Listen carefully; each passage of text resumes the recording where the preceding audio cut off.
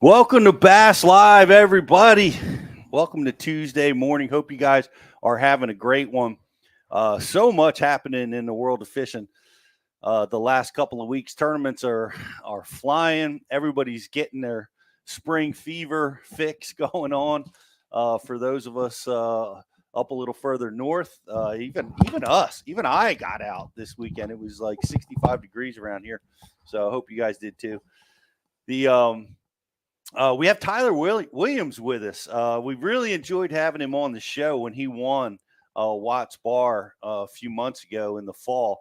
And he is just he's one of the young guns that's lighting them up out on tour, along with Ben Milliken and several others that are all just killing it. But he's definitely one of them. But I wanted to have him on because he's doing it differently.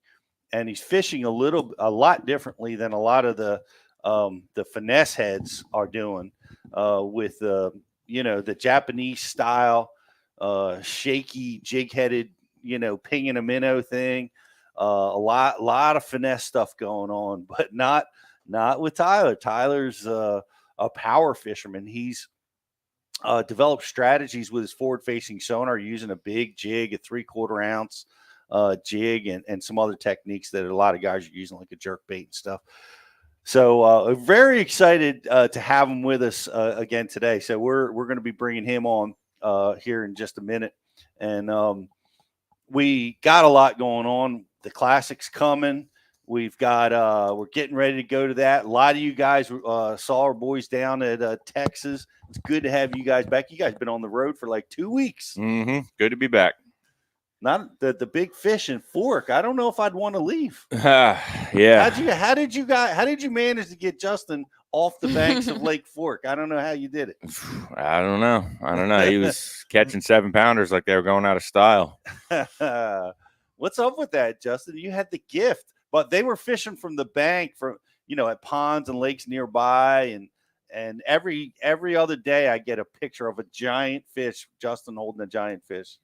Just throwing that chatter wagon around, getting after it. Just got lucky, Yeah. No skill involved. Just casting and reeling. One bites it. Somehow got it in. I think it was that freeloader trailer. It might have been, man. That was my first time slinging that freeloader on the back of a chatterbait, and might have to steal some from Jocelyn or something. Yeah, because I have so many. Because they're hard to get. And yeah, we got them. I got some confidence in that little guy now. So number one, it was a good time. The first one I caught, the big one, first cast, walking down the bank, and I set the hook. I'm reeling it in. I thought maybe it was like a 3-pounder, and Rich starts running like he's 18 again down the bank, and this fish goes underneath like this grass mat. And the head just pops out, and Rich freaking bear claws it and gets it. And boy, I just seen that's the mouth a really come good out, friend. It is, and it was a big one. I saw you in the water, Rich. Like you were standing. Yeah, in the that water. was at Toledo. Yeah. Why? I was trying to get a better angle to fish. I mean, you talk about fishing, you sell fishing, you watch fishing for 2 weeks straight, but the only thing you really don't get to do that much of is fish. So it's like in that small windows you got to get after it, man. Gotta make it happen. Rich caught a spot on Toledo. How about that? Yeah, a little spotted bass. Yeah, we fished when we could, and ended up catching a couple along the way, and ate a bunch of crawfish. So I did see that a lot. You guys finally got into the crawfish. We got into them.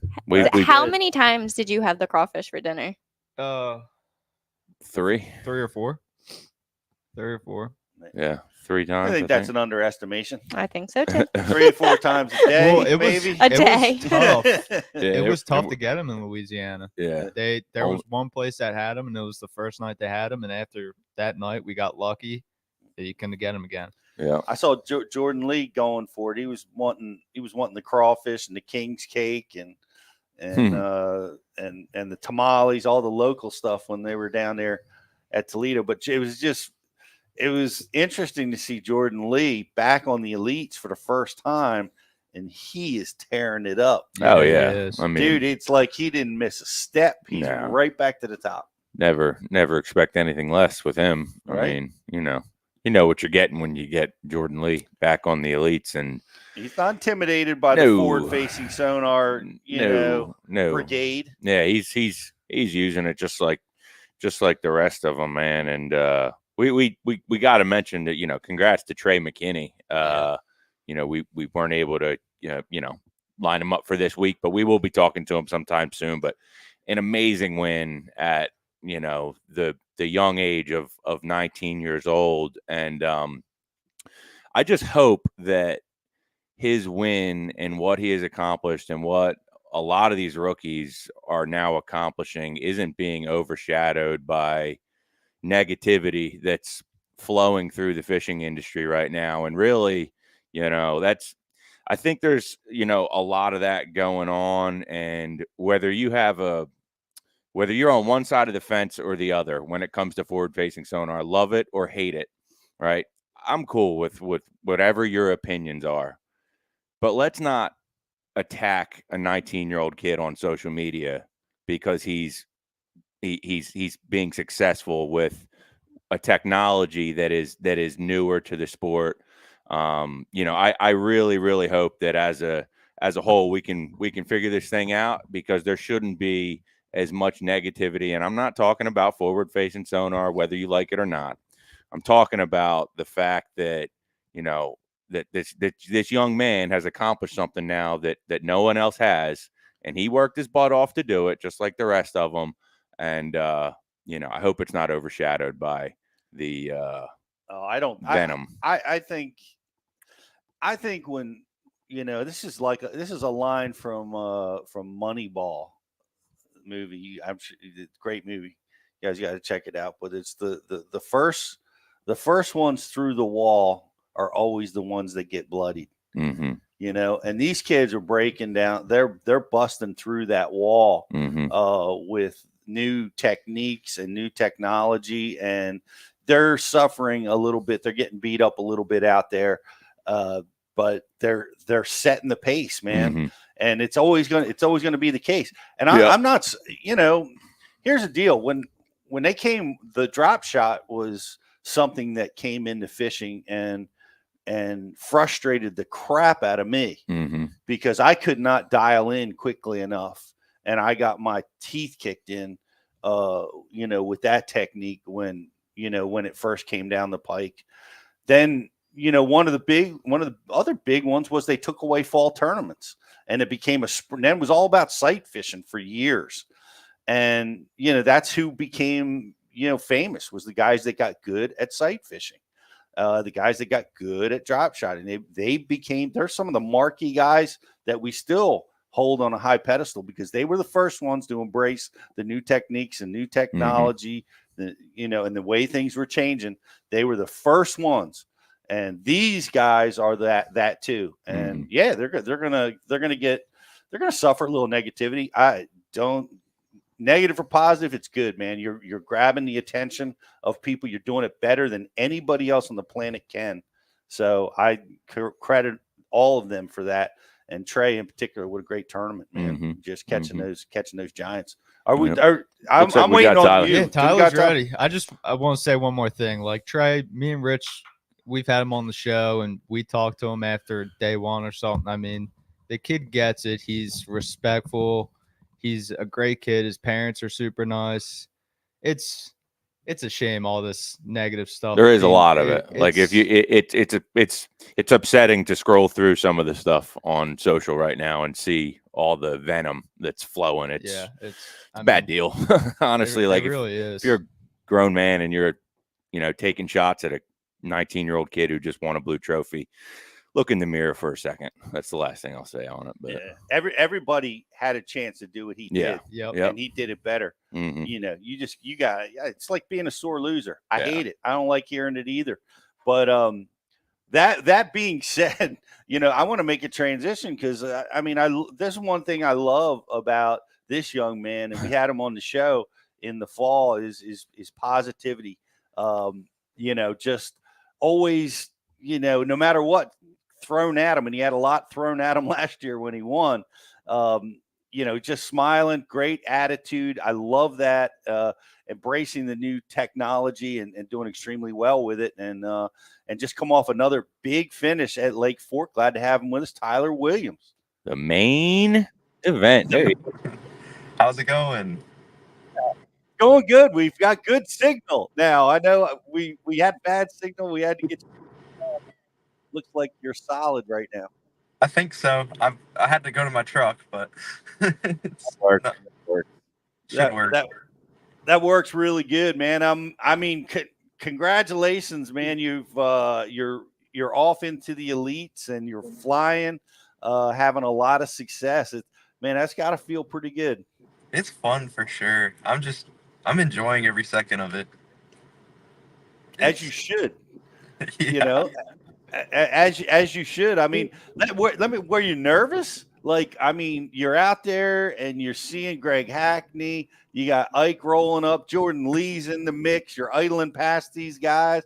Did you have butterflies, or how were those first couple of days on the elites? I wasn't really nervous at all about like who I was fishing against or anything like that. It was more just like, how does everything run? Like all that behind the scenes stuff that I'm like, oh, I got to make sure I do this right.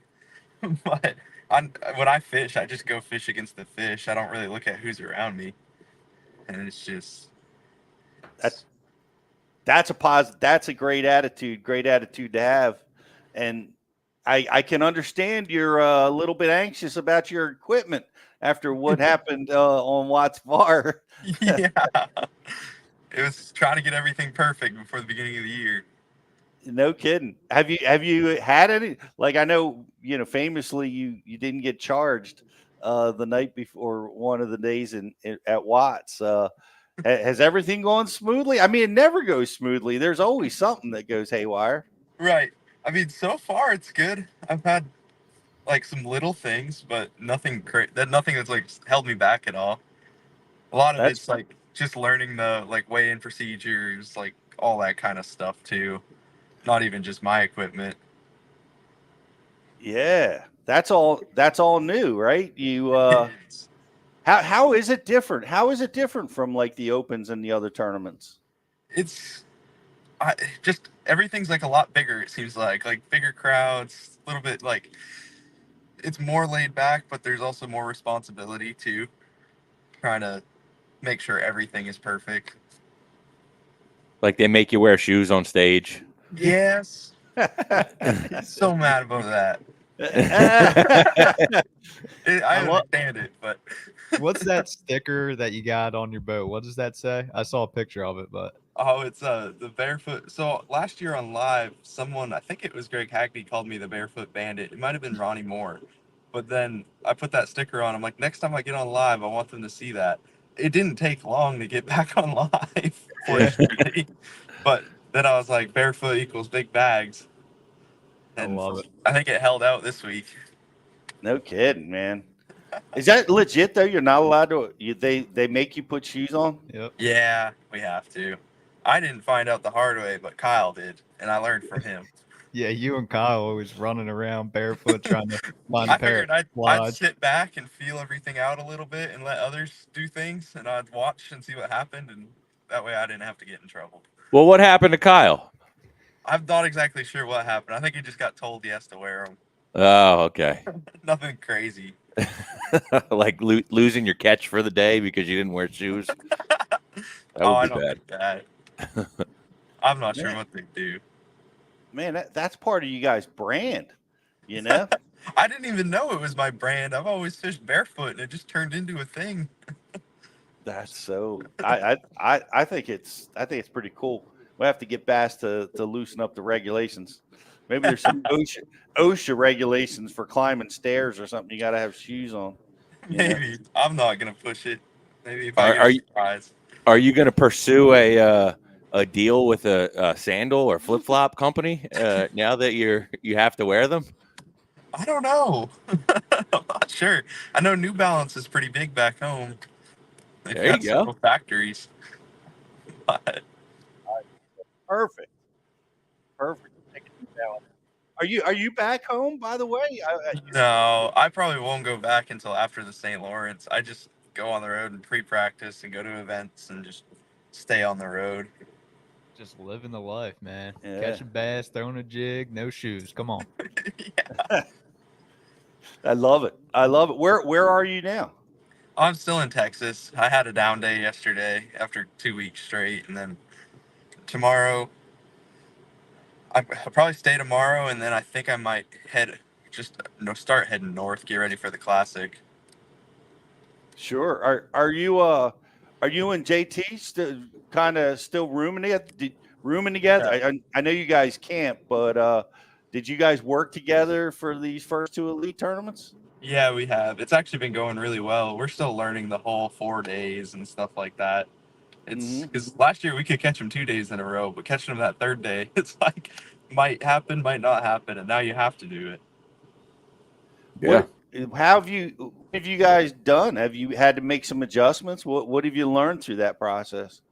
Usually we have to find more stuff, more spots, more fish. Just always have something up our sleeve to make happen. But it also helps having less boats too. That way, like, Sure. there's just places people would sit on and they might not catch the fish in the opens, but they'd at least be sitting there so you couldn't pull in there. In your And way. yeah, the way I fish, I haven't had a boat on anything I've wanted to fish in 2 events. Man, that's amazing. Well, Yeah. well, you got 2.5 days though. Like, that's got to be a shocker for you guys. I mean, unlimited practice, or no? It was 5 days for the Open. So now you Yeah. got 2.5 days. Does that cause pressure? Not too bad. I kind of treat the first day of the tournament like another practice day. One of those practice days that you're sticking them, and then try to learn from there. At least that's the approach I'm taking at first, and it worked last week. So we'll see what happens going forward. But That is a unique approach, actually. The way, just to think of it that way, of that, you're practicing, but you're setting the hook on everything that bites. right, like how many people win practice. Oh yeah. Like I got to try to win practice the first day. Right. Well, so how do you manage? So your first 2 days, or is it all on the outboard looking around, or how'd you use your 2.5 days? Well, we actually get 3 full days, which made a pretty big difference. But usually I'll pre-practice, so I at least have some That's things new, like isn't it? say my boat broke and I got no practice at all. I'd at least have like some spots, a brush pile I could roll up on, or there's something that might be good. Not that it is good, but just something. And then from there, I'll just try to expand and find new little things, fish my way into little sneaky spots, and be like, oh, there's a fish in there out of the whole timber field. That one tree has one, things like that, just to try to have something. I got you. Yeah, so that's a change, right? 3 Yeah. days of practice. What is it? 3 days of practice and then the Wednesday off. Is that what they're doing on the elite? So they did that for the first one because we had a meeting, but they're doing there's 3 full days and then tournament the next day. Like there's no meeting or anything. Wow. And that's new, because last year it was still like the 2.5 day. Oh, deal. really? I'm just gonna say I don't know what the past was. I just Yeah. Yeah, that's good. We were, on, I guess it was Toledo. We were going to dinner one night and we're watching boats run in, and I was like, it must be, they must be having to get off the water at 4:00. And then we're coming back and there's another boat still running. I'm like, maybe it's 5:00. And then it's like dark and there's still another boat coming in. I'm like, well, guess there's either no time or somebody's out there breaking the rules. But yeah. That's it. No. That's it. Yeah, it's interesting. It's changing for us. It's changing, but for you, it's all brand new. Yeah, I was gonna say I don't know what it was before, so everything's new to me. do you use all 3 days in full? Like, did you stay on the water until dark, like for all 3 days, or did you get off a little early to do tackle, or how do you work that? For 4, we had a really bad weather day the last day, and I knew from pre-practice where I was gonna fish and what I was gonna do, and then I didn't end up fishing that last day, just Gotcha. mostly because of wind. Like I would have been out there if it wasn't crazy, but it was pretty bad. Toledo I used every day though. There'll be some that I feel like I probably wish I had more time on, and then there will be some that just kind of flow. Well, let me ask you this. I mean, I want to get into the nuts and bolts of how you're how you're catching them and your techniques. But this is kind of more of a practice question. Like, you're amongst the group that's just smash forward facing. Do you spend any practice time? Do you just get up on the bank and look for spawners that could have been happening at fork, or get up and frog fish or flip jigs? Do you put any of that time in at practice at all?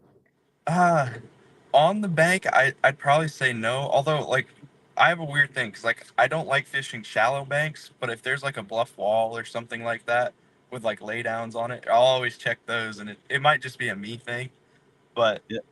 I just, like, if I go to like a flat bank, I'm usually looking at what's the first piece of structure off the drop, like in 6 foot of water instead of right up on that. Always trying to find like a staging fish or something. And it may be where I'm from too, but just because we do a lot with rock piles and things, like, you always try to find that one thing that they're going to. And we were never able to have like, we could never have a spawn tournament back home, so I didn't really fish much during the spawn, so I don't really know much about the spawn. Yeah, that makes a lot of sense. It's all closed season up in New England Right. and a lot of places during the spawn. Right. That was Wow. It was definitely interesting. Like, there's going to be some that, although there's a lot of fish that surprisingly spawn offshore too, that we caught last year throughout the opens. Like, between Toledo, Bugs Island, and Wheeler, they'd spawn on like just stumps and random things out there. But I don't know. It's kind of my type of spawn. Yeah, that's stuff where you can use your electronics. You can see them. Right. They'll spawn in standing timber sometimes, Right. and those types of places. So, man, I mean, it's amazing. I'm blown away talking to you. Like, there's really, if you really think about it, there's no need to go to the bank. Not for me, anyways. I mean, even without forward facing, I'd probably just get my teeth kicked in offshore just because I don't like fishing the bank. It might be because I've gotten yelled at by a lot of dock owners back home. Yeah, right. I stay away from it. That's funny. It reminds me of David Fritz, who famously fished offshore. That was his MO before all the new technology came out. And no, I mean, every fish on the lake would be on a bed, and he'd still be out ledge fishing. That's me. That's Tyler. Tyler too, man. Probably be brush pile fishing, hoping for the best. Yeah. Well, let's take that moment and dive into it, because one of the things, and we talked about it, when we had you on the show a couple months ago, you're throwing power baits in the face of a lot of guys finesse fishing with this new technology, and I think it's so cool. I think it's just the beginning of what we're going to keep learning, but somehow you're managing to trigger big bites, winning bites with big power baits on this technology that nobody else seems to have figured out yet. Right. I don't even know. It's just kind of what I do. It's turned into, I just like throwing a jig. Well, because we watched a lot, and I've got a lot of experience on the water looking at these fish. The technique is like, get the bait above the fish, get them coming up. You're doing the exact opposite. I was doing a little bit of both. Like, offshore, if there was no bottom underneath them, I'd like have to like shake it above their head and get them to chase it and grab it. Or it would fall even though it's a 3/4, and I'd like shake my rod and just let it they'd grab it on the fall. But it depended. Some of those shallow fish, you just flip to them and they just get it they just look up and grab it. Catch it. It's so fun. Yeah, it's like fishing back home when live first came out. When you say shallow, like how shallow were you fishing? We're talking about fork, I guess. Yeah, like I caught a couple fish in like 2 foot of water. I still saw them, but I was just looking up the bank and trying to follow them as they progressed. And just firing that jig out. Now when you're shaking them down, or you're just watching the reaction to this fish, and pretty much. And if but like a lot of the guys are commenting that if you get below the fish, that fish loses interest. Right. There's like a certain, if you can drop it on his nose, like where he's swimming, he'll follow it down. But if you like throw it past him and then reel and it's under him, then he'll just swim away. Gotcha. Are you sticking with the 3/4 even when you're up there shallow? Yeah. Yep. I just You're just controlling that rate of fall with it, right? I mean, you can. yeah, that's the whole. It's most like a lot of it, thanks to live, is just reading fish. Like Yeah. I think a lot of people Right. are overcomplicating fish, Yeah. but it's I don't know. I just try to read them real quick and be like, okay, what do I need to do? And then sometimes it's just like you wouldn't even need it because they just eat it really good. But then you get that one big fish that's seen a million lures, and you can tell, and try to trick that one. What was your big fish for the week? I caught a 9.9 on day one. That was 23.5 inches. 23 and a half. Yeah.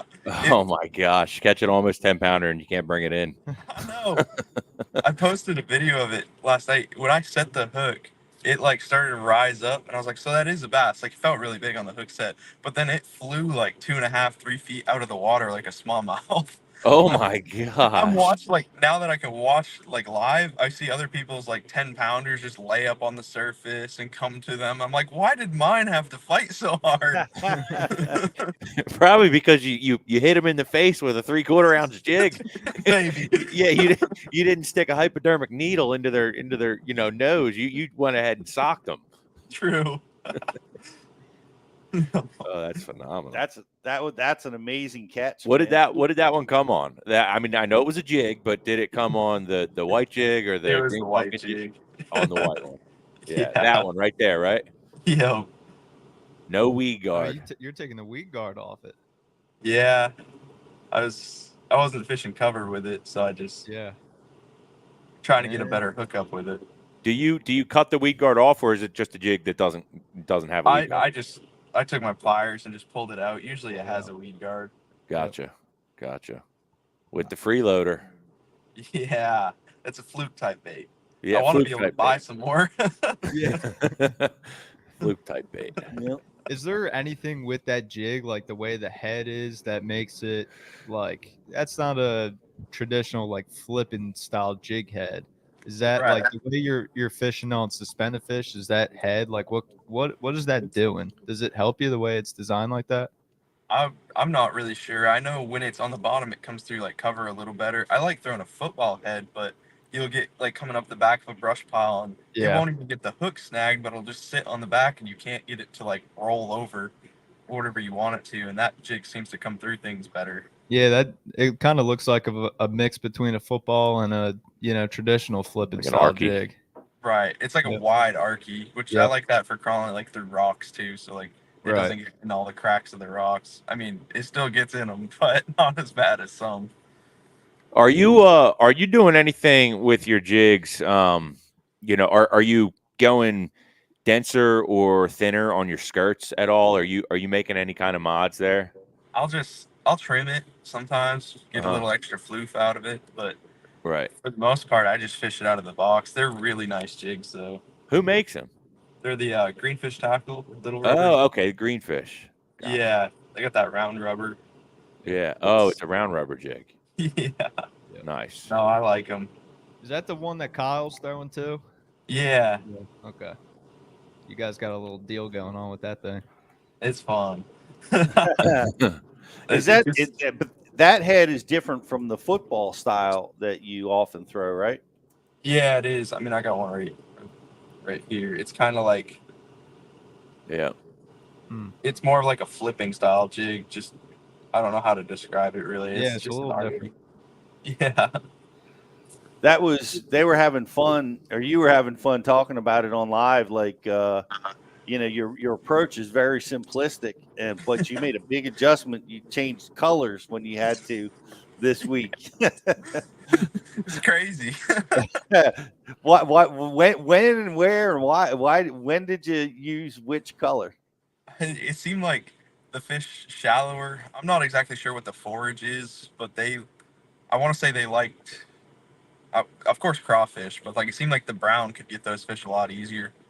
Just they'd go down and eat it, but it might have been too because they were still suspended, but they were like 4 foot from the bottom, so they just go down and grab it. Where they just like I had some fish over 40 foot at the beginning of the tournament that they'd go down like 10 foot and then have to come back up. Wow. Yeah. What would you say you caught more on, the white jig or the green pumpkin? It started off, tournament was colder, and I think the first couple days the white jig carried me pretty good, but then it like as they moved up it progressed into the brown jig, and by the last day it was like mostly the brown jig. I think I weighed in 1 or 2 on the white jig. Right. Are you going no weed guard on the brown one as well? No, I got a weed guard on that one just because I'll throw it at anything like brush, stumps, docks. Gotcha. I caught one off a dock. That was impressive. I just didn't even scope it or anything. I just threw at it. How about it? Yeah. It can still happen. Big cat. I'm like, there's some stairs that go down in the water. I know those are always good. Flip, thump. I'm like, that's cool. Daggum. It's so easy, but yet it's not, man. No, it's hard. What type of areas? Like you said you found these fish in like the pre-practice period, and Right. these were these wintering areas? What were they like? It was honestly the area of the lake with no trees because I was sick of hitting my trolling motor off trees. I didn't want to break anything, so I was like, I'm gonna go fish where there isn't trees. Fish for less fish, but ones that'll probably bite. That's probably why you didn't have any competition. Yeah. There were some sneaky little spots in there too. It like made the isolated spots even better just because there was so much nothing. So what were the isolated spots, like rock outcroppings or channel turns, or what? One was like a tire pile. There was another one that was just some random brush and stuff like that. And then a couple of, I don't know if they were rocks or like little foundation pieces, but just little things like that. And you were targeting those, like a lot of, and your fish too, I think, were open water fish, but you caught a lot of fish off the targets as well. I did. Like, that's why I caught a lot with forward facing, just suspended, but like I have to mention the ones that were on the targets because they were just flipped to the target and they'd bite it. Like, I didn't really, of course I used my forward facing, but it definitely could have been done without it. Right. Just identifying the habitat. That's right. Man, that's pretty cool. Spending your time focusing on the nothing banks that everybody else is ignoring, man. That's priceless. Right. I mean, first time I went and fished in the timber, I was like trying to catch a fish and the wind blew me in a tree and I almost fell in the water and I was like, I'm done with this. I know one of the dudes busted a hole in his boat. Who was that? Soko. Yeah, that's right. That was bad. And that can happen, man. That's people that have never been there. It's like it's impossible to get from point A to point B. You can't even idle down the bank without smashing your boat up. Right. I was trying to scan because I'm a big side scan guy, and I'm like bouncing off trees, and then come get like there's one with a fork, and I get up on it like I'm on a trailer, and have to like almost put the boat on pad to get off of. Like this is not fun. Just avoid the timber altogether, man. So did you do a bunch of side scanning in practice on your first 2 days? Yeah, a ton. What did you? Not a fishing practice, just like I had the whole lake scan pre-practice. Did you find anything saucy? There's some juice that they weren't on. Maybe they'll be on when we go back at some point. Gotcha. No, so in that pre-practice, you spent a lot of time just looking for habitat, cover, structure, stuff like that. You weren't necessarily graphing fish. No, I usually don't look for fish just because they change so much. I just like being like a local at these lakes and having every spot I can go run to, like kind of like back home, have like a milk run and just learn every spot. Yeah, knowing the environment. Right, and then use some of those and expand on whatever you can find in official practice and just stuff like that. I'm surprised, like all these fish aren't biting, right? Your jig, right? A lot of them have to look away. Look at that face. No, they're all biting. I don't know. I threw out a lot, and a lot of them ate it. So for sure. On this place, there's some places we go that most of them don't bite it, but this was really fun. Man, I fished for less fish, and I think that's why my days were a little slower. But usually when I saw one, I could at least get it to strike. Like I could get it to do something. And I wouldn't Wow. always hook them, but I'd at least get something out of them. Quite often hook them. So, because I'm thinking, man, how can you just be so persistent with one bait? Like, if they're turning away and they're not reacting to it, don't you have a freeloader in your back pocket on the spinning rod to throw in there? Yeah, and I try to cast the spinner rod, it'll probably go behind me. That's how I am with those. I kind of grind it out when I can. Just being persistent and almost bullying those fish into biting. Yeah, if I can.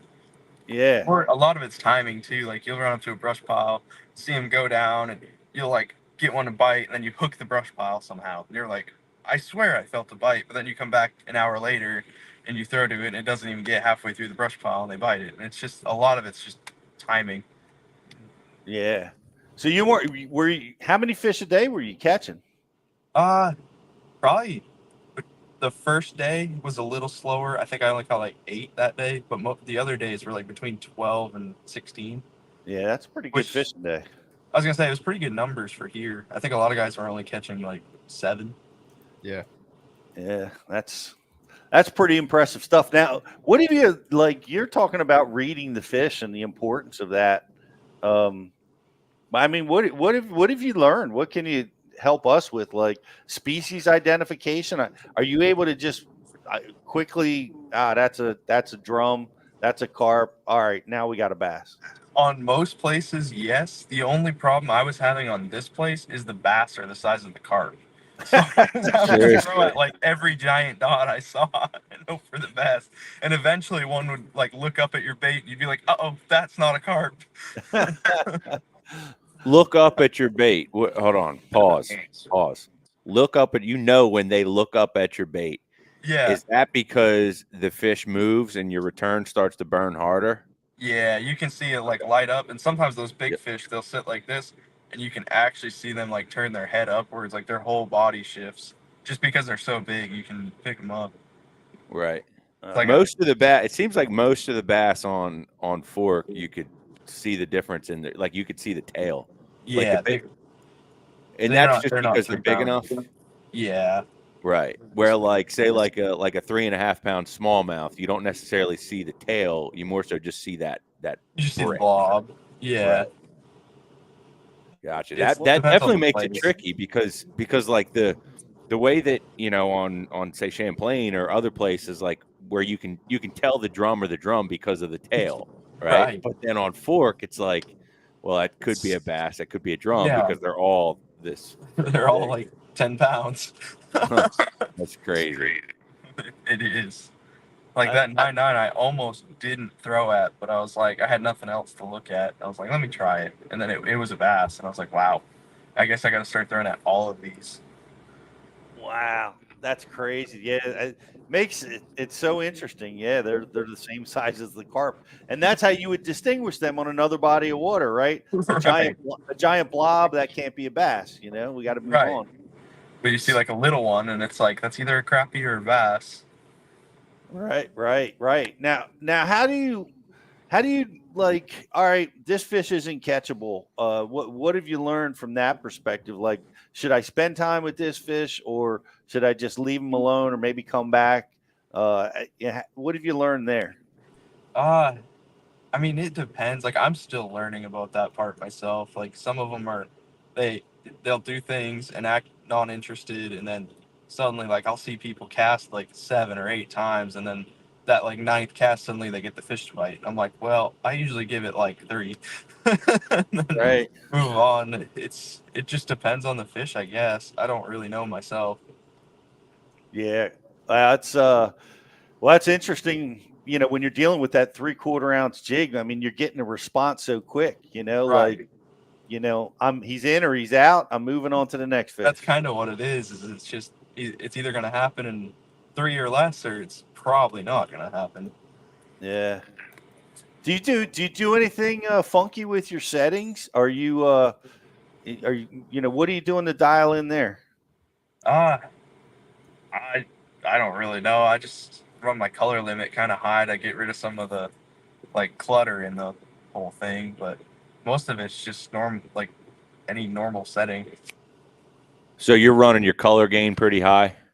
Yeah, actually, yeah. So I run the color gain pretty high, and then I run the color limit pretty high, and Color it kind of limit. like Okay. gets rid of, like, it makes seeing fish on the bottom a little harder, but it gets rid of a lot of that, like, just like fuzz, I guess. Right. So is your color limit in the same like set where you find the setting in your settings? Is it in Yeah. the same as the color gain? And that's Yeah, different than the gain on the main screen. it is. And then I run the actual gain. I run everything pretty high. Gotcha. Yeah, we're gonna have to turn our gain up a little bit now because our screen, our camera keeps our dropping. return keeps dropping on our camera. We still got you, by the way, so we can still hear you and you can still hear us. Perfect. I see it going like no signal or something. And I'm like, hopefully that's not me. No, Yeah, it's not. It's our camera from 1942. Yeah, we're turning up the color settings as we speak. Yeah, we're adjusting the palettes. What color palette do you run? Just the regular amber. Amber. Okay. It's just I've had it so long that's kind of just in my mind. That's what it is. Gotcha. I know some people like blue. Talk to me about. Have you dialed in? I remember when I interviewed you last time, you were talking about using perspective. Have you know? Do you use that a lot? Is that something you use sparingly, or how do you use it? So I didn't use it a ton this past week, but there's some places we go, especially when I'm fishing rock, that it's like I use it a lot. Or if I'm fishing more like structure fish. Because these fish were like, you'd have like, if they were a structure, it would be a whole brush pile. Like it wouldn't be like a little stick that's like half laying on the bottom that you kind of can't pick up with your live, that you can pick up with your perspective. It's like, usually I use it a lot, but this one I didn't use it a ton. Toledo, I used it quite a bit. So if it's a big piece of habitat, you use your perspective a little bit more. Yeah, or if it's like if I'm trying to hit like an isolated spot, like one little stick or something, and I kind of like say it's laying across the bottom like this, I can't really see it with the forward, but I can see it with the perspective and get an idea like where I need to be. Right. And go from there, because sometimes those fish will hide, not even see them. That's interesting. Yeah, do you run them simultaneously? Like, do you have one perspective and one, standard? Yeah, I have for the past couple of years. I gotcha. What about upgraded screen? Are you on the MBT train? Yeah, I have one. Gotcha. I like it so far.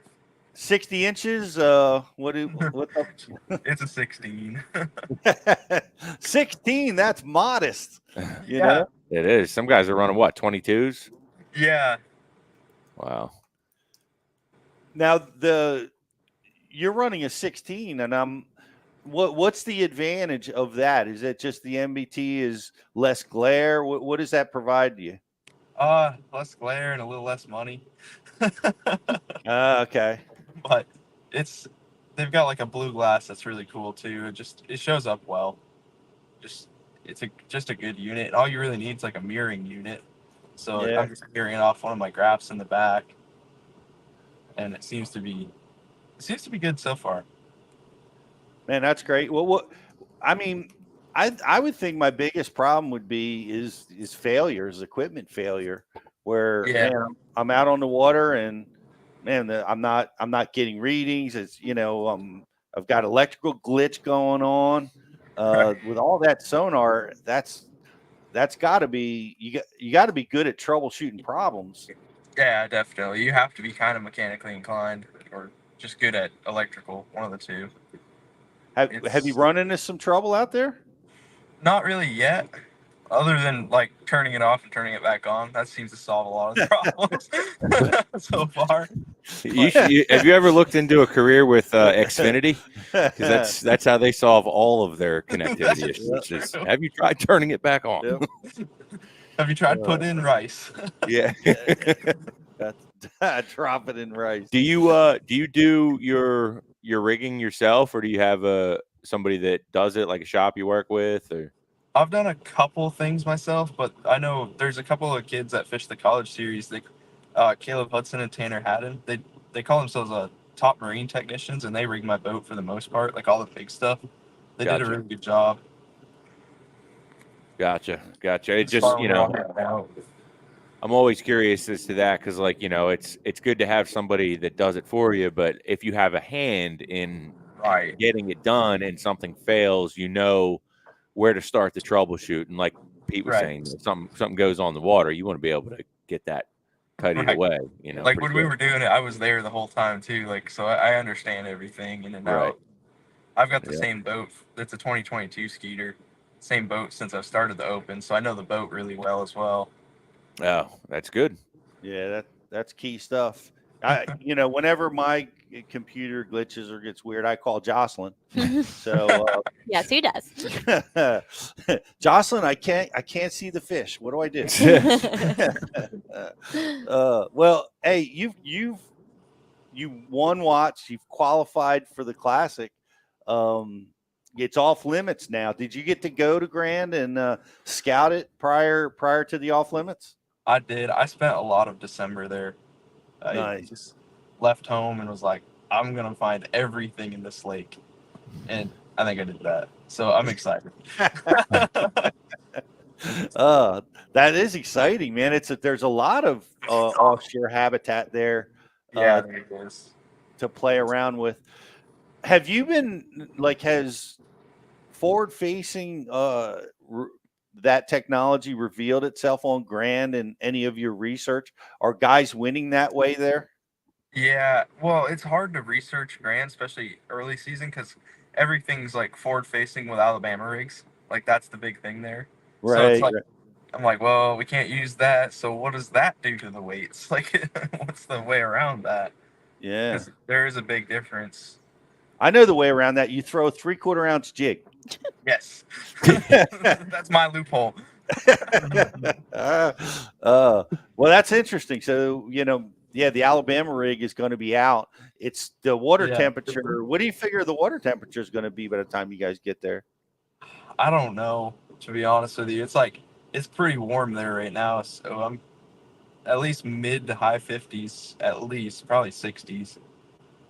They'll probably be doing exactly what I don't want them to be doing. Yeah. Yeah. If the big majority of the fish hit the banks, that's going to leave less fish to fish for, offshore. But I'll be okay with that, though. I wouldn't mind a bank tournament. I feel like we need one of those. Yeah. You feel comfortable in a bank tournament? I mean, I'm all right with it. I'm just happy to be out fishing. But it's just for Bassmaster and everything. Like, it would not hurt to have a Classic, be a bank tournament. Yeah. Well, we'll see what the weather brings. Maybe it'll happen. I suspect that there's still going to be plenty of fish offshore for you guys. So. I'll be doing my thing regardless, but whether it's good or bad. Yeah. Tyler, we got a couple questions on our message board. I'm going to throw a couple of them at you. Chuck Fish wants to know, when you're up north fishing for smallies, are there anything that you do differently on your jigs, like possibly the TRD type of deal on the back? It depends on the smallmouth, because the Maine smallmouth, I'll just throw a big jig at just to get the biggest. They'll group up, and I'll usually get the biggest one out of the group on that. But then St. Lawrence, apparently they don't bite that. I figured that out last year, so I'm gonna have to change it up. Gotcha. And then Dave Stottlemyre wants to know, what pound test line are you throwing on your jigs?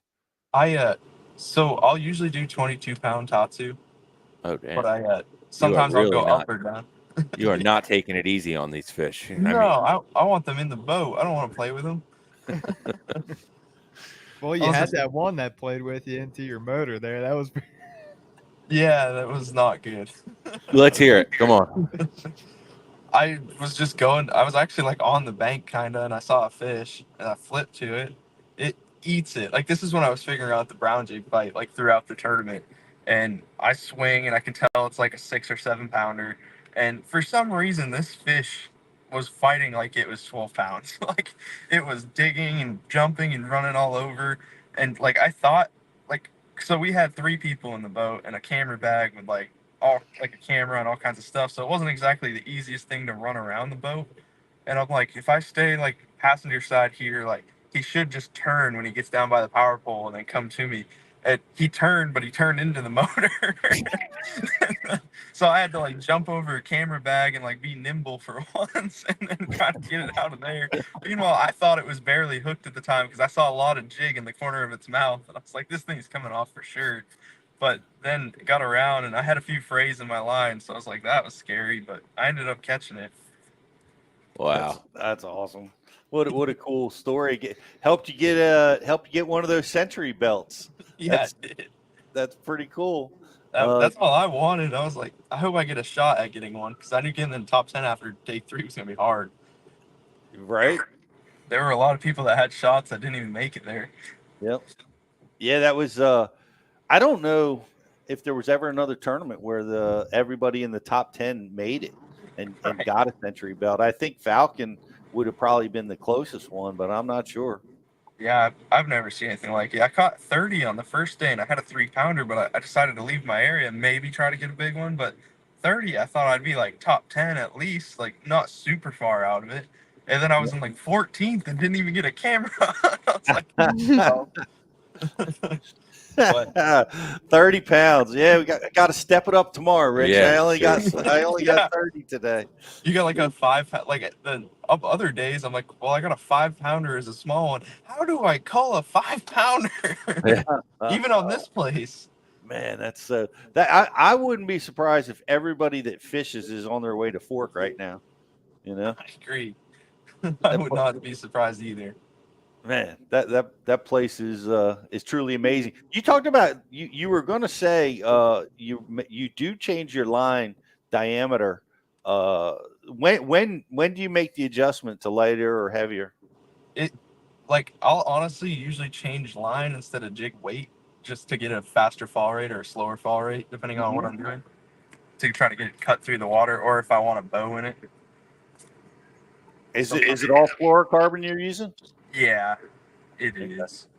Okay. I'll go up to 25 sometimes, especially if I'm fishing like marina docks and things.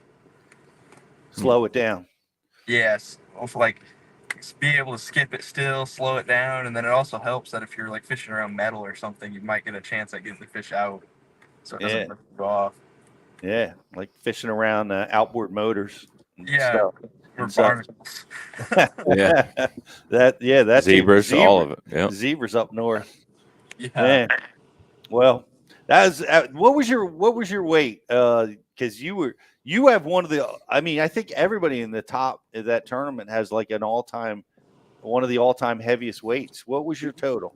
I don't know the exact. I know it was like I think it was 124 pounds and 9 ounces. That's a lot. That is an absolute lot. I think Trey is like I don't know, 3rd, 4th, or 5th on the all-time list, and you're probably right there in the top 10 or 15 for sure. In your first year out, man, that's awesome, man. That's second tournament. Your second tournament. Oh my gosh! Now you just got to get that big classic trophy on your shelf. Yeah. You know, we're gonna have to get a new shelf. That thing's big. No kidding. Well, I know not that many people have done that. I know Mike has won the classic, of course, and Brian Kirchhoff from Connecticut has won the classic. You know, so there's a New Englander. I think if when you get the big trophy in a few weeks, I think you'll be one of 2. I can't think of another New Englander that has one. I don't know. I'd like to be the next, but it's fishing. You never know. Well, you do never know, but you seem to have a knack for it. And like I said, I love the attitude, and that's going to carry you a long way. You're having fun doing it. Sorry about the shoe thing. We can write a letter to Bass. I don't know if it'll help or not, but sometimes letters from the dean go a long way. We'll see if we can get you an exemption, get you a hall pass or something. That'd be cool. Well, I like it, man, and I appreciate you hanging out with us again, man. I hope we get to talk to you again real soon, man. Maybe after the Hopefully. Classic, we'll have you Yeah. back on and have fun talking about how you pulled it off. Hopefully. I'd love to be here for that. Yeah, that would be awesome. Well, we're going to have fun watching you. And then thanks again. Thanks for sharing all that insight, man. It's really helpful to everybody watching. And we'll be rooting for you in a couple weeks at the Classic. We'll be there with Bass University at the booth at the expo. But hopefully we won't see you there. Hopefully I want to start one, but I really don't then. Yeah, yep. We want to see you coming across the stage with the big trophy. So Try. good luck to you. Good luck to you, my friend, and we'll catch up with you soon. Awesome. Thank you. All right. Thanks, Tyler. Tyler Williams, everybody. What a great attitude, man. I love the ease with which he goes about it. Just makes it sound so easy. Yep, just going fishing, throwing a jig. Just going to the bank and throwing a free later on a chatterbait and catching 7-pounders. That's it. Me and Just Tyler like could be Justin. best friends, man. Just throwing jigs all the time. Just throw jigs. That's right. Just throw jigs all the time. I feel like I would want to be barefoot too. I Yeah, was fishing. it's It was very funny comfortable. watching Tyler and Kyle at the weigh-in. Like Kyle's running around. On the final day he took some random guy's slides. 'Cause he forgot them and had to run up on the stage. Yeah. So he was wearing other people's shoes. I don't know. Tyler had his slides on hand, but that was funny. Yeah, Kyle, thank you. Our boy Kyle Patrick with another strong finish, an amazing finish, and he was my pick at Fork in fantasy fishing again, by the way, as well as Justin. Me too. Yeah, we had Kyle on the show, and you guys watched it last week. He's talking a little bit about the fishing conditions, and it changed my picks, to be honest with you. And we got a little insight about what was happening at Fork, and pick some good picks to totally dominate the Bass University fantasy fishing. I wouldn't team. say totally dominate. I wouldn't go that far, but he did come out on top. Long season ahead, Pete. Come on. I'm in last. You were doing good though. I was. You were ahead of Riz there for a little while, Josh. I know. I was very excited about it, and then all of a sudden, some random guy just catches a fish, and one I'm of out. Rich's guys. you had a good couple good picks. Who were the ones that you had your bucket 5 guy? Who was that? Yeah. Oh. Who did I have this Rich week? is the least in fantasy fishing. I had Cooper Gallant. Cooper yeah, Gallant. Cooper. That's He the was- one. he That was was staying next to us. that was a great pick, and he wound up doing extremely well. Yeah, in the top event. 10. Yeah. Top 10 without even catching a limit every day. Pretty Yeah. crazy. 2 out of 4 days he didn't have a limit. He top 10. Wow. It's crazy. It's crazy how that can. I love that Ken Duke statistic that he gave to us one time. That Yeah. most classics are won, and their guys do not catch a limit every day. The vast majority of classics are won without a full limit. Crazy talk, guys. We're gonna take a quick commercial break. We're gonna give away some stuff. We'll be right back after this. Welcome to Minnow King. How can I help you? Everything looks good. I'm friggin' starving, man. Been spawning all morning. Ugh, TMI, bro. What do you want? I'll take a Crush City freeloader and gizzard shad. Anything to drink. Water. Pull ahead, please. Welcome to Minnow King. We're gonna have what he's had. Yeah, throw me in a net BLT too. Pull ahead, please. Calm down. Quit feeding so much. Hey, man, I'm trying to, man. If you overfeed him, he's going to hide under a log. Right here, Aquaview, mandatory equipment in my boat. I say it all the time. The smallmouths hide in the cracks in the rocks, and just saw a little bit of the same kind of rock with the cracks in it. And I realized that I had to put a bait down there. You wouldn't, idle over them and see them on your screen. You had to put a bait down there and suck them out of the rock. So, Aquaview, big assist on this one. And outdoors Bassmaster Classic champion, Jeff. Why do you love catching fishing rods? I'm truly losing less fish. Is the sensitivity of the rod. That they're made right here in North Carolina in the USA. Strongest, lightest rod, 100% made here in Sanford, North Carolina. From the drop shot rod to the flipping stick. Every rod has a purpose to it, and I rely on them all the time when I'm out there in the tournament. Durability in the John Cruz Worming series, the counterbalancing in the handle. It's the only rod I found that can withstand my hook set. Boom goes the dynamite. On the water, not spent fishing. is a moment wasted. That's why Minn Kota and Humminbird have joined forces to bring you the One Boat Network. Products that communicate and integrate to help you take full command of your boat. Born from our commitment to making the most advanced fishing gear even better by making it work together. The One Boat Network will help you find, get to, stay on, and catch more fish. When One Boat Network products talk to each other, they can navigate your boat automatically. They can give you a crystal clear view of what's below with no messy wires. And they can let you lower, raise, and change shallow water anchor modes from anywhere on the boat. But that's just the beginning. We're never done innovating, integrating, and making your boat simpler and easier to control. All so you can make every second on the water count.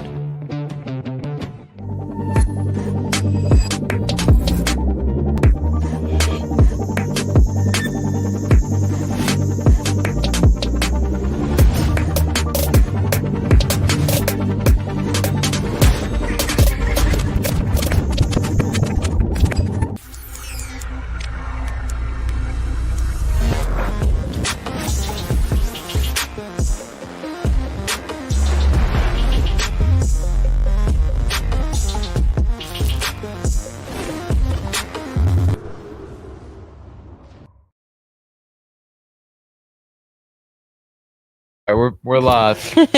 we are back. I cannot believe the classic is so close. 2 weeks exactly. Well, yeah. Well, about for 2 you, weeks. yeah, leaving. That's insane. 2 weeks. It's going to be here before we know it. Looking forward to getting down there. Did we roll out our classic deal? We did this morning. Yeah, This morning. Yep, All right. it's out there, so go check it out. You guys have been sitting on the fence. Now's the time, right, JH? Yeah. Come on, $99 annuals and 50 days free.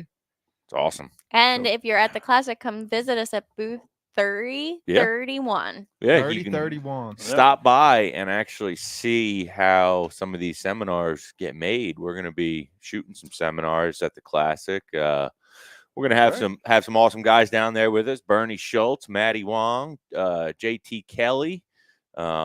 Just a few. There's many more, but yeah, stop by and see us. See how this whole thing rolls. We have something for everyone too, so come For see us. everyone. Everybody. Yep. Grand prize question going in the BassShoe.tv chat. Oh boy. Right now. I can't wait to see it. It's going to be a good one. And you will win some Cortland braided line. Yeah. A Humminbird hat and some Rapala products. Oh yeah. Like and share winner. I don't know if we can do that because Facebook is partially down. We have some shares that are popping up, so All I'm right. just It's gonna not pick. showing on the screen here, so you run I that got one it. over there. You go right now. Did you already put the question in the board? Up question now. No. Go over and like and share right now, and I'll hold off. That's a good Oh one. Now. man, Brett ripped that one off really quick. Come on. That was lightning.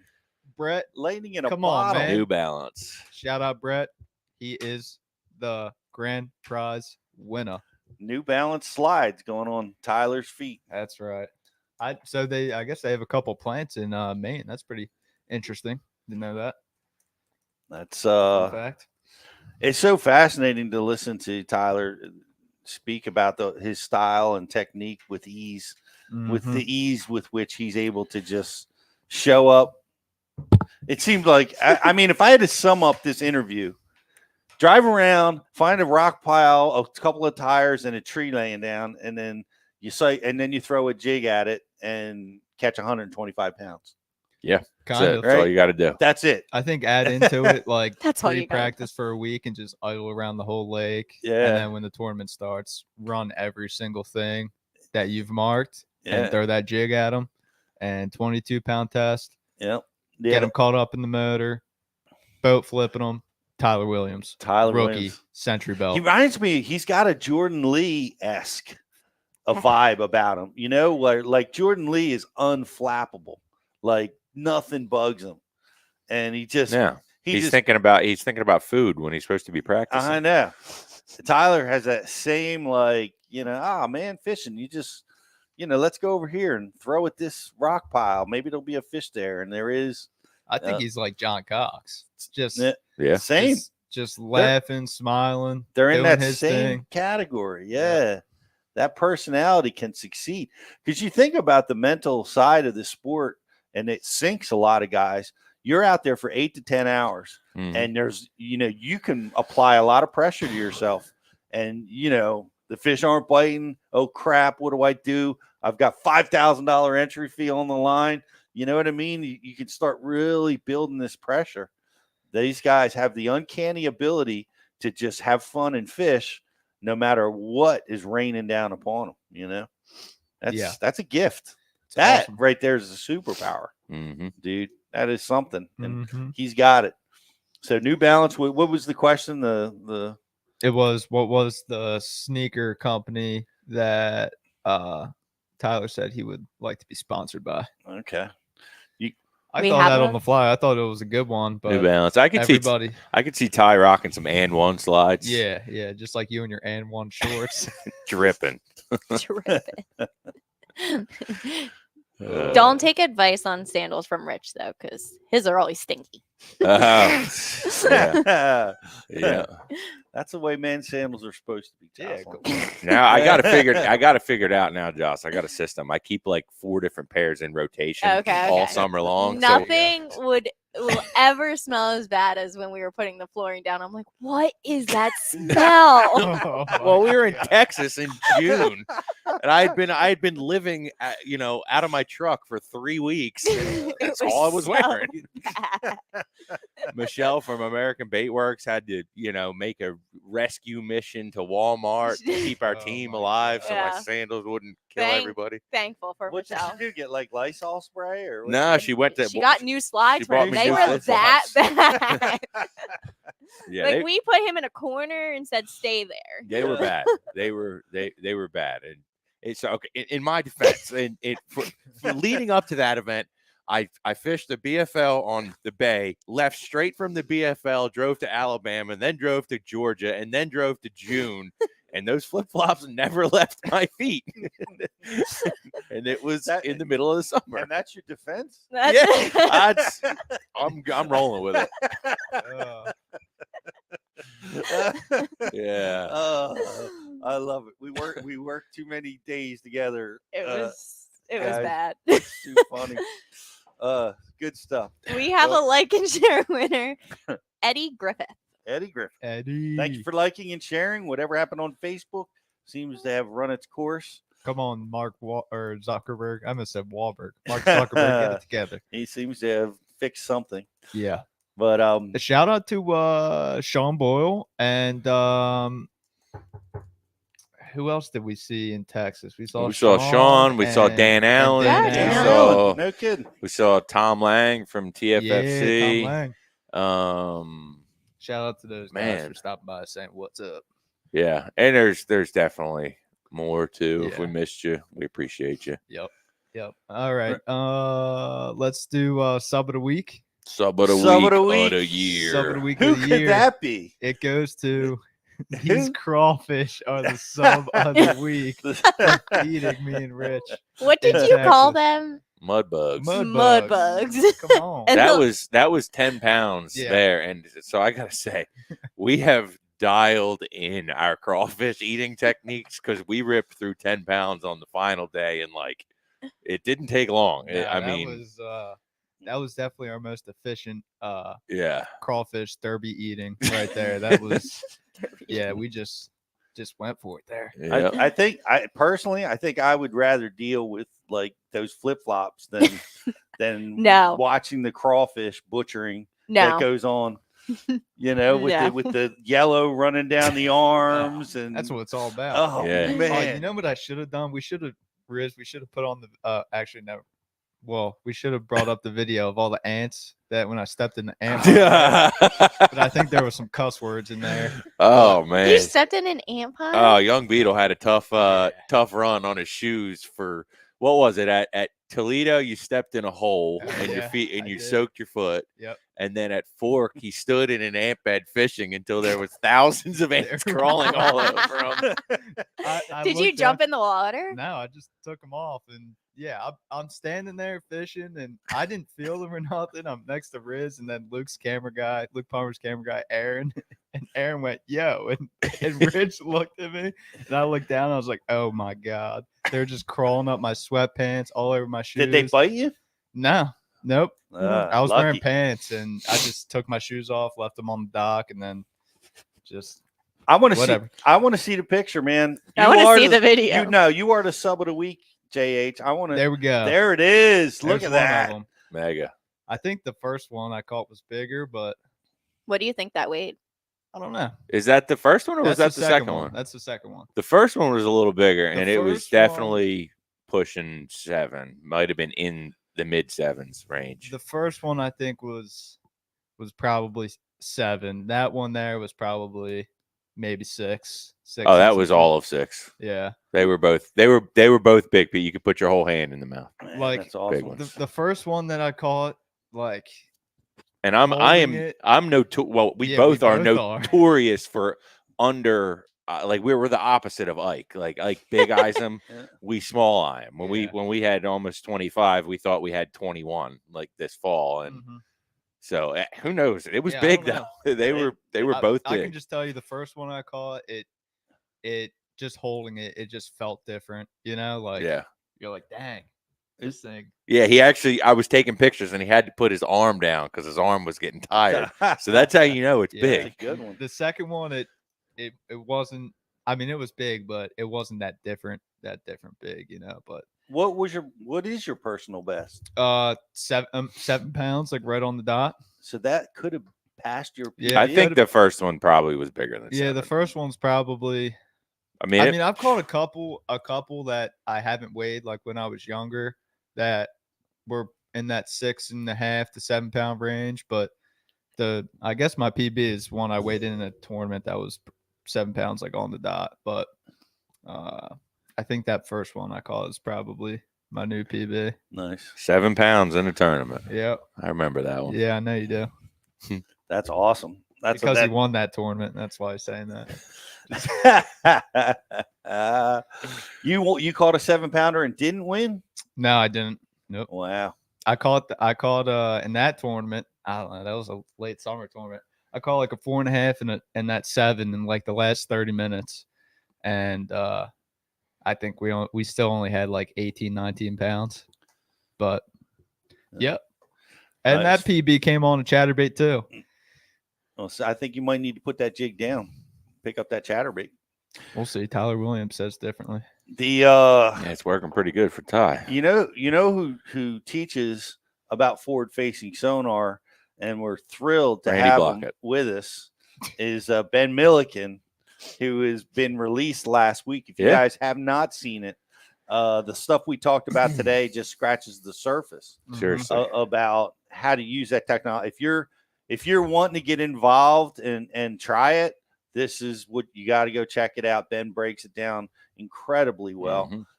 If you're advanced and you want to get to the level where you can be competitive in tournaments, it's all there too. Ben really did an amazing job at Bass University this year when we were in Texas. The compliments keep coming in. So no matter how you feel about it, go check it out. It's gonna help you use this technology. And I'm a little bummed out about some of that negative stuff that we talked about at the beginning part of the show. Me too. These kids are having tremendous success. They're operating within the rules and the context of the tournaments, and they're kicking ass. Yep. And you got to tip your hat to them. Yeah. Say, hey, I had it too. You figured out how to do it better than me. Good for you. You're a champ. I'm gonna improve my skill set and figure it out. And like I said, I whether you're pro or con, I have no problem with people voicing their opinions one way or another against it. It's when it starts to become like an Attacking the kids. individual Yeah. is being attacked is where it draws the line. And especially when it's all running through social media and there's bots out there doing it. There's fraud accounts doing it. I hope you know who I'm talking to. And it's just weak, man. It's like, you know, everybody's got, you know, if you think Trey's not reading the comments and seeing some of that crap, you're wrong. Yep. You're wrong. And everybody's got feelings, and it ain't freaking right. So no, it's such a shame, man, because like whatever, you can look at Trey and say he's young, you know, he's got an expensive rig and stuff like that. Well, he was fortunate to have that, and he gives that, you know, but he still put the work in. He still put the work in, and he, you know, is thankful for what he has. Obviously, he says that every time he's on stage. He thanks his parents for helping him. And, you know, if you were 18, 19 and you had that opportunity to be able to do what he did and put in the work like he did, and then you're just still going to hate on him for using live sonar when everybody in the elite field can use the live sonar and put in the time using live sonar, doesn't make sense. Messed up, in my opinion. One of the things that is not accounted for is when things are, you can be complacent and not be a aggressive competitor when you have things thrown at you. Like I talk about it with guys with a lot of talent when they're young, like in baseball or football.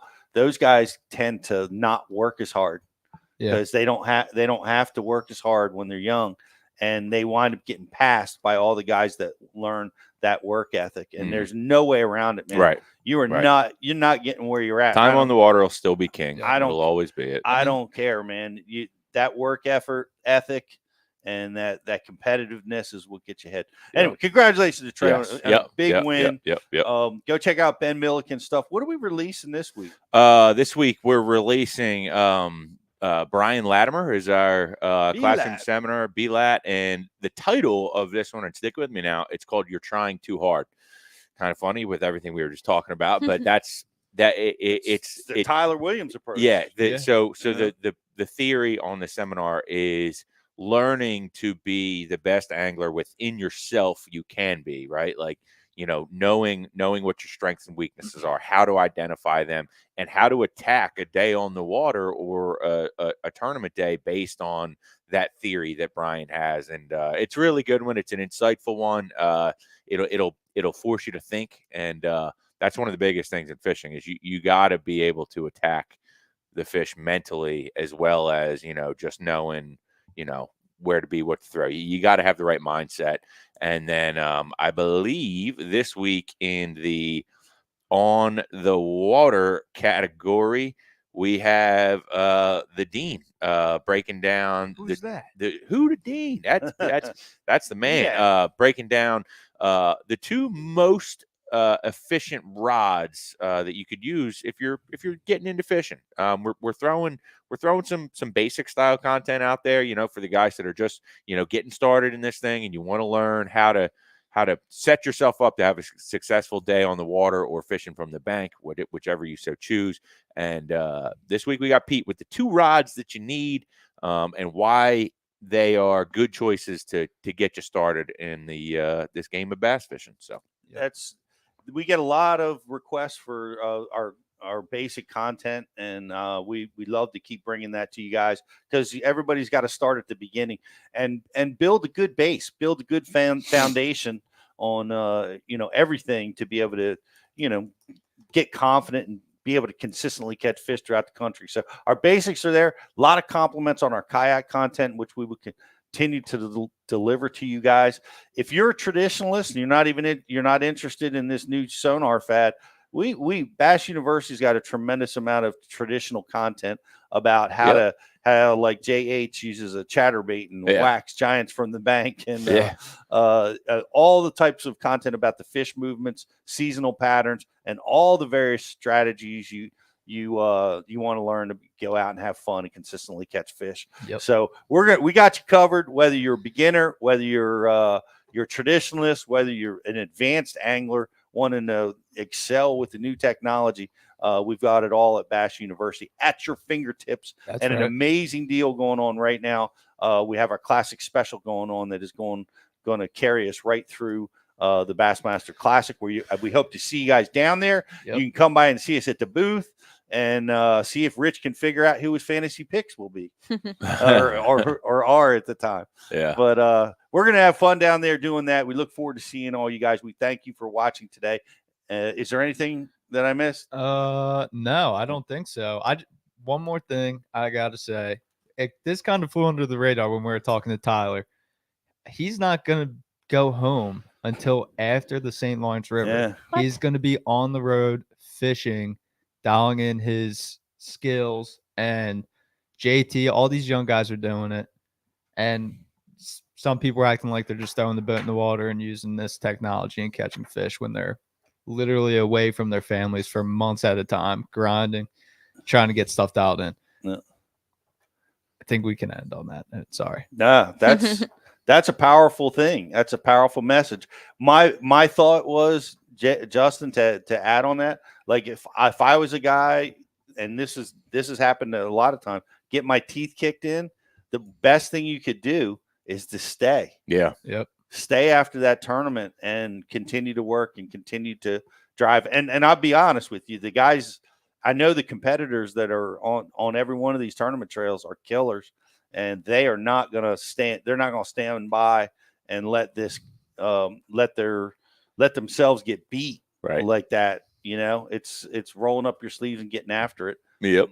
What do you got, Josh? Howie said something that I also wanted to bring up. He said constantly great info on the Bass U plus the benefits of the sponsors. And I think what he means by that is our member benefits and how awesome they are, with AquaView being on there. I believe they're 30%, Missile Baits 30%, Rapala VIP.